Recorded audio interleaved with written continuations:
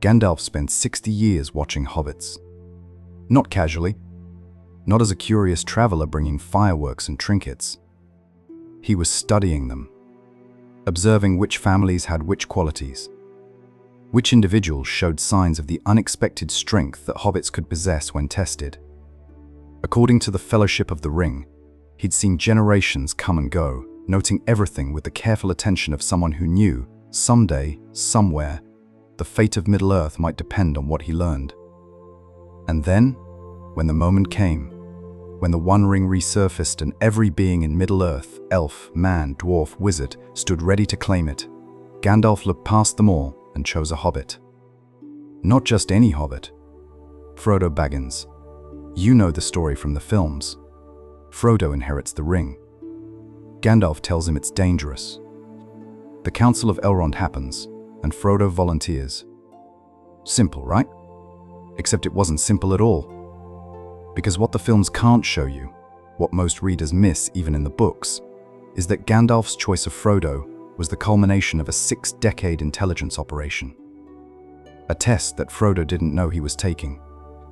A set of criteria so specific, so exacting, that of all the hobbits in the Shire, and Gandalf knew them all, only one would do. Today, we're going to unpack exactly why Gandalf chose Frodo.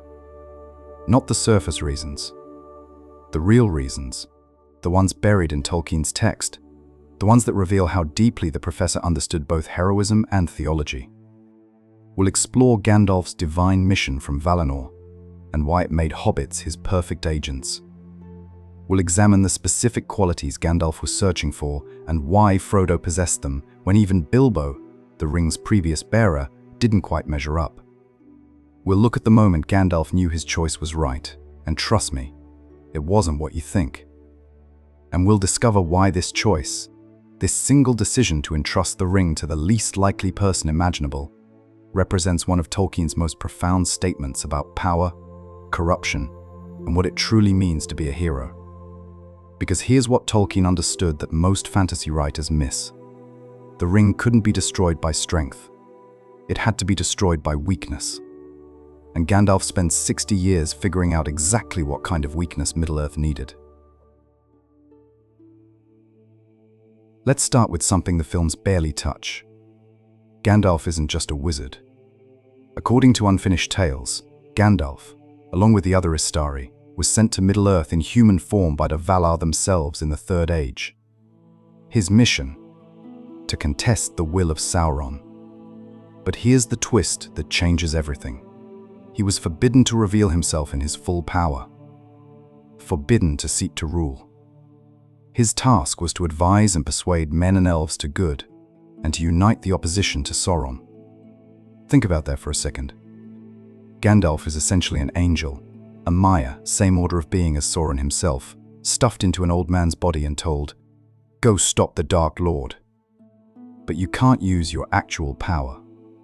You can't dominate. You can't rule. You can only inspire.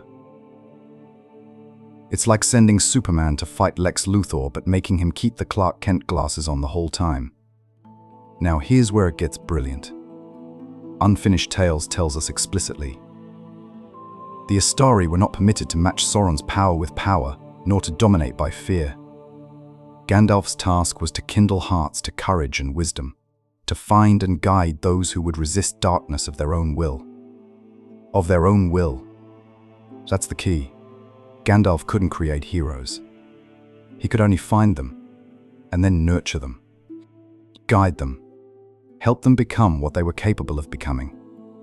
So when Gandalf starts spending time in the Shire, decades of it, generations of it, he's not just enjoying the pipeweed and the parties. He's searching. According to the Fellowship of the Ring, he'd known the Shire and its inhabitants for many years, and had noted the strength that lay beneath their simple lives. But why hobbits? Because of what Unfinished Tales calls their natural resistance to the power of the ring far exceeding that of men.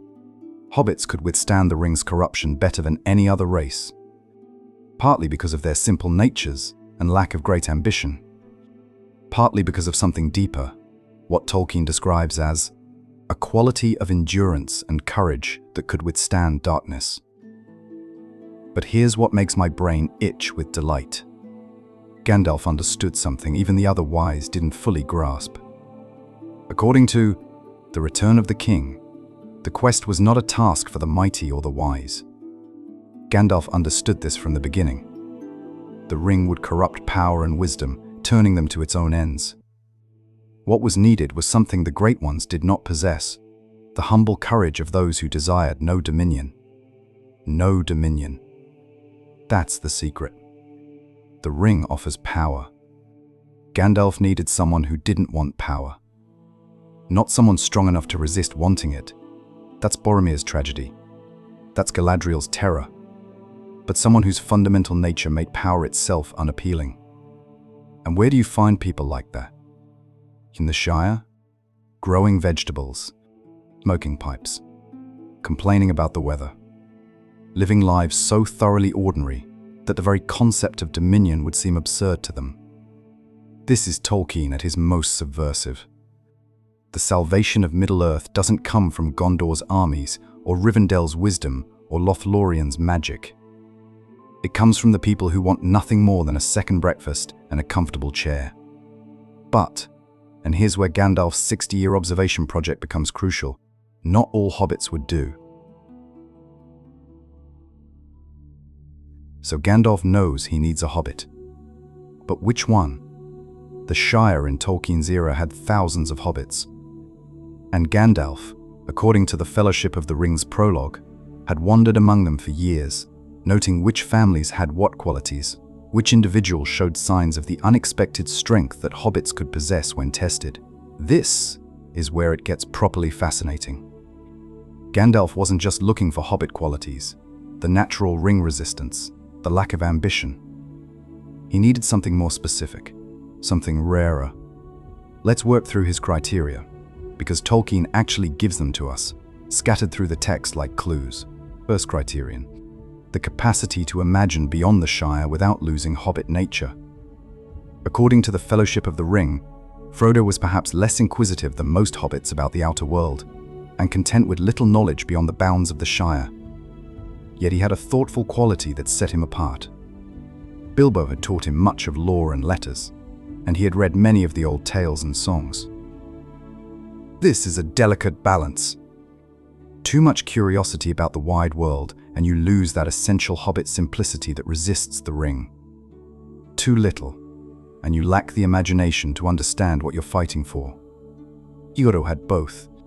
As Tolkien writes elsewhere, Frodo had inherited from Bilbo not only the ring, but also something of Bilbo's character, the strange blend of hobbit sense and elvish wonder, the capacity to see beyond the Shire's boundaries while remaining rooted in its simple goodness. Hobbit sense and elvish wonder. 1 foot in the Shire, 1 foot in the wider world. Perfectly balanced. Second criterion: the absence of ambition for personal power or glory. Here's where it gets interesting, because this eliminates some hobbits you might think would qualify. Oh, Proudfoots? Too proud. The Bracegirdles? Too focused on social standing. Even families like the Tooks, Pippin's people, had too much of what Gandalf once called a streak of adventurousness.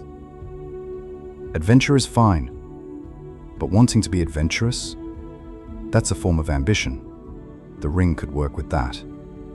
Frodo didn't want any of this. When Gandalf tells him about the ring's danger, according to the Fellowship of the Ring, Frodo's response is, "I am not made for perilous quests. I wish I had never seen the ring. Why did it come to me? Why was I chosen?" And Gandalf's answer is perfect. You may be sure that it was not for any merit that others do not possess, not for power or wisdom at any rate. Not for power. Not for wisdom. For something else entirely. Third criterion: the capacity for pity. And here is where Gandalf's choice crystallizes. This is the criterion that explains everything else. It's the one that makes all the other pieces fall into place. It's also the one that Tolkien plants most carefully through the text, because it's easy to miss.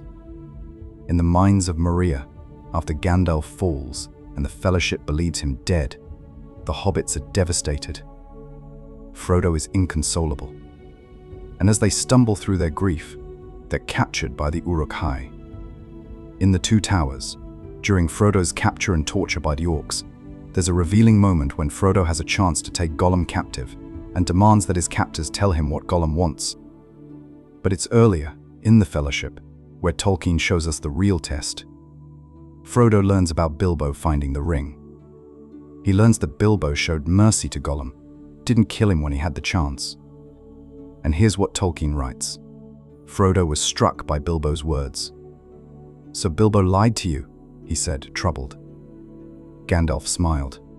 "It is only now that I understand." And Frodo said simply, "I'm glad." Just that. I'm glad. Not, "I'm glad Bilbo was merciful," though that's what he means.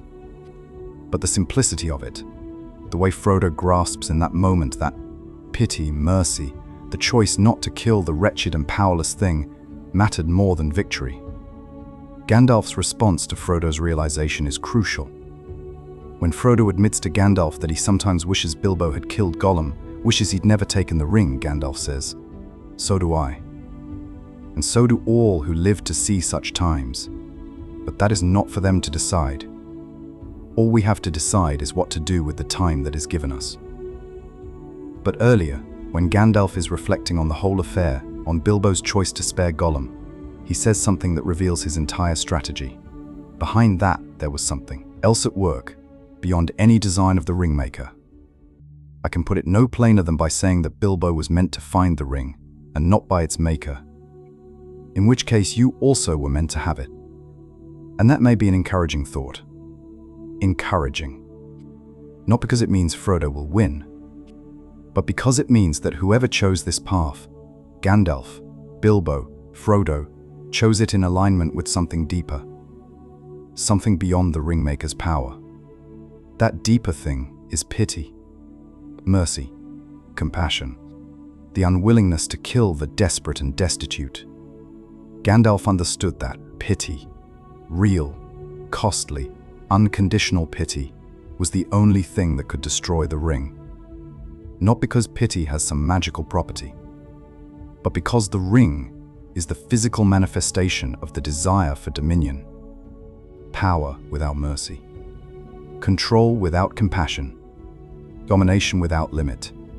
To destroy it, you needed someone who understood mercy so deeply that they would value it above survival itself. And Frodo had that. Actually, let me back up. Frodo almost didn't have that at the end. At the cracks of doom, after weeks of agony, hunger, exhaustion, and the ring's increasing power, Frodo buckles. He claims the ring for himself. He fails.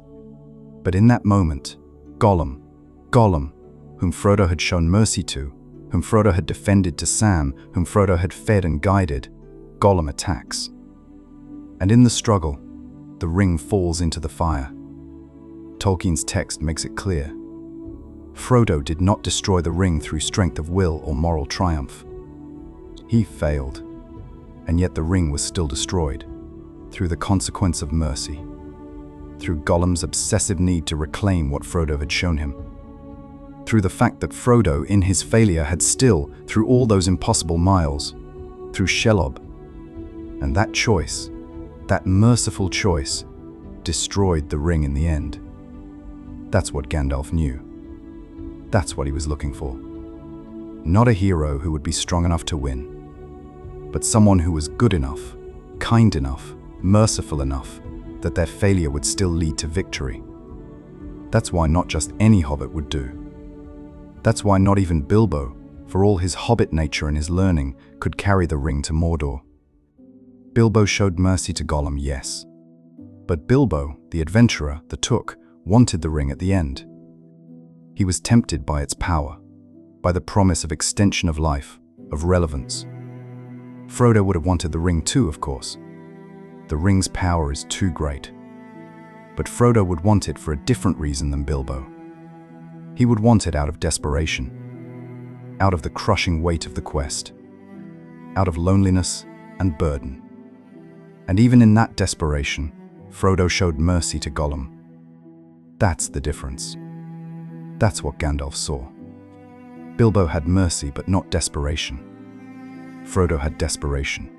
But also, and this is the miracle Tolkien shows us, even in desperation, even at the end, even when failing, he had mercy. Now, you might object. You might say, Frodo failed at the end. He claimed the ring. He didn't show mercy, he showed selfishness, corruption, the ring's power. How is that being merciful? And that's exactly right. And that's exactly the point. Frodo couldn't destroy the ring through strength of will. He couldn't overcome its power through moral virtue. He tried. The entire quest of the Fellowship was about Frodo trying to be strong enough, good enough, wise enough to destroy it. And he failed. But Gandalf understood that the failure itself, framed within the context of a mercy that had been established mile after mile, choice after choice, would become the instrument of victory. Because Gollum, in all his twisted obsession and need, in all his corrupted devotion to the ring, still remembered that Frodo had shown him kindness. And that memory, that moment when Frodo chose mercy over vengeance, was the thread that unraveled everything. Fourth criterion: resilience born from loss. This one is harder to see, but it's there. Frodo lost his parents when he was young. According to The Fellowship, Frodo's parents had drowned in the Brandywine River when he was young, and he was now adopted by his cousin Bilbo. Bilbo and Frodo were very close, bound by more than Hobbit kinship. Because Frodo had known loss early, because he'd known the helplessness of having the people you love taken from you, he carried a particular kind of strength. Not the strength of the invulnerable, but the strength of someone who has already survived unbearable pain. Gandalf didn't need a hero who'd never been hurt. He needed someone who'd been hurt and still remained capable of pity. Someone who understood grief and had not let it turn them bitter. That was Frodo. Frodo had been abandoned by fate to his uncle's care as a child, and instead of becoming hardened, he'd become thoughtful and gentle. The kind of person who could understand Gollum's obsessive need, because Frodo himself understood obsession. His obsession with Bilbo, his attachment to the ring-bearer's life story, his hunger to know what lay beyond the Shire. But his obsessions had never hardened into cruelty. Fifth criterion: the capacity to understand temptation without surrendering to it until the very end. Gandalf needed someone who wouldn't be tempted by the ring early on. Boromir was tempted immediately. Galadriel was tempted but strong enough to resist forever, almost a different kind of temptation. But Frodo's temptation was unique. He understood what the ring offered, and he carried it willingly. Knew its danger, and bore it anyway. Was offered the chance, multiple times, to put it down, to pass it on, to be free of it. And he didn't. Not out of strength, but out of, and here's the terrible irony, out of a kind of mercy. Frodo understood that someone had to carry the ring. Someone had to go to Mordor. Someone had to risk their soul for the salvation of Middle-earth. And Frodo, in his deep-down Hobbit wisdom, knew that if he didn't do it, someone else would have to. Someone else would have to suffer what he was suffering. So he carried it. For compassion. Out of a refusal to let the burden fall on anyone else. That's the paradox Tolkien is showing us. Frodo's temptation isn't the temptation to use the ring's power. It's the temptation to break under the weight of it. And he almost did. He was about to. When Gandalf arrived, Frodo was ready to give up. Ready to end it. And Gandalf told him that he wasn't meant to die here, in the Shire. That there was a reason his fate was bound up with the rings. Gandalf didn't tell Frodo he was destined to destroy it. He didn't say, "You will carry it to Mordor and cast it into the fire and save Middle-earth." He just said, "All we have to decide is what to do with the time that is given us." And Frodo decided to carry the ring. Not because he thought he'd win, but because someone had to. And he could not, in his Hobbit heart, let that burden fall on someone else. That's the fifth criterion. That's the one that makes Frodo not just capable of bearing the ring, but essentially the only one who could. because Frodo would not resist the ring out of strength. He would carry it out of mercy, out of his refusal to let someone else suffer what he could endure. And that, in the end, would be exactly what was needed. Now here's where Tolkien gets theologically sophisticated, and where his understanding of grace becomes clear. Gandalf spent 60 years watching Frodo, first watching Bilbo, noting his mercy, then watching Frodo, waiting to see if Frodo understood that mercy mattered more than victory. And when Gandalf finally knew for certain, when he saw that Frodo grasped why Bilbo's pity to Gollum was not weakness but the seed of salvation, Gandalf moved. He didn't make Frodo take the ring. He didn't command him. Gandalf didn't have that authority, and more importantly, Gandalf understood that the ring had to be carried freely. Frodo had to choose it, freely, willingly, without coercion. But Gandalf could nudge him toward the choice. Gandalf could provide the context, the explanation, the story. Gandalf could make sure Frodo understood what was at stake. And then Gandalf could step back and let Frodo decide. In other words, Gandalf understood grace. Not grace as a substitution for human choice. Not, God will make Frodo carry the ring whether he wants to or not. But grace as the framework within which human choice becomes possible. As the provision of exactly what someone needs to make the right decision freely. Gandalf was the one who saw the pattern. Gandalf was the one who understood that hobbits, not men, were needed. That Frodo, not another hobbit, was needed. Gandalf is the one who sees both. Who recognizes the pattern and respects the choice. Who spent 60 years finding the right person and trusting that person to freely choose what they were meant for. This is Tolkien's Catholic theology working itself out in fantasy. Grace and free will aren't opposed, they work together. Providence doesn't override choice, it works through choice. The hero isn't predetermined, but when they do choose, they discover they were meant for it all along. And that's why Gandalf's choice of Frodo is so profound. So let's bring it all together. Why did Gandalf choose Frodo specifically? Not just because he was a hobbit, though that was essential. Not just because he was Bilbo's heir, though that mattered too. Not just because he was brave or thoughtful or educated in lore. Gandalf chose Frodo because Frodo possessed all the necessary qualities in perfect balance. The hobbit nature that resisted corruption. The imaginative capacity to understand what was at stake beyond the Shire. The lack of ambition that made power itself meaningless to him. And, most crucially, the capacity for pity. According to the Fellowship of the Ring, when Gandalf learned that Frodo understood why Bilbo had shown mercy to Gollum, when he saw that Frodo got it, that mercy wasn't weakness but the foundation of everything, Gandalf knew. The pity of Bilbo may rule the fate of many. And when I learned of it, I knew that the choice of bearer was right. And here's the devastating truth that makes this whole story work. Gandalf was right. Not because Frodo was strong enough to destroy the ring, he wasn't. At the very end, at the cracks of doom, Frodo claims the ring for himself. But Gollum, whom Bilbo pitied, whom Frodo understood, Gollum bites off Frodo's finger and falls into the fire. The ring is destroyed not by strength, but by the consequences of mercy. As Gandalf says, even the very wise cannot see all ends. Frodo couldn't destroy the ring through strength of will. But because he had pity, because he understood mercy, because he let Gollum live when Sam would have killed him, the ring got destroyed anyway. That's why it had to be Frodo. Not the strongest hobbit, not the bravest, not the most powerful or wise. The one who understood that mercy, even to the undeserving, even to Gollum, was more important than revenge.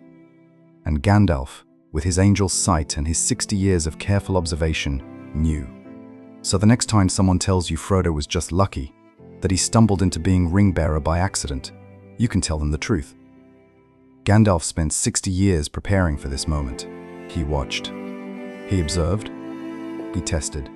He waited. And when the time came, he knew exactly which hobbit Middle-earth needed. Not the one who would be strong enough to resist the ring. No one was. but the one who understood pity, the one who could show mercy, the one who would let Gollum live. And in that choice, that simple act of mercy that Frodo learned from Bilbo, that Gandalf recognized as essential, lay the salvation of Middle-earth. Because here's what Tolkien understood. Evil destroys itself when met with mercy.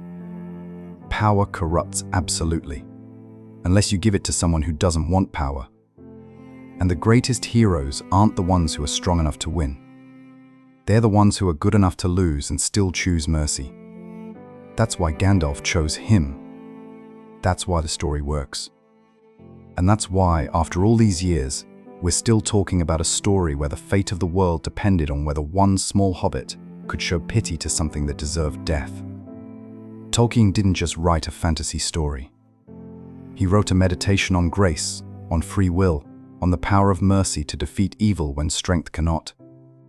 And Gandalf, wise, patient, divinely appointed Gandalf, understood it from the beginning. If this deep dive into Tolkien's genius made you see The Lord of the Rings in a new light, hit that like button and subscribe for more canonical deep dives into Middle-earth. Next week, we're exploring why Sauron never saw the hobbits coming, and how that blindness reveals everything about the nature of evil in Tolkien's world. Thanks for watching, and I'll see you in the next video.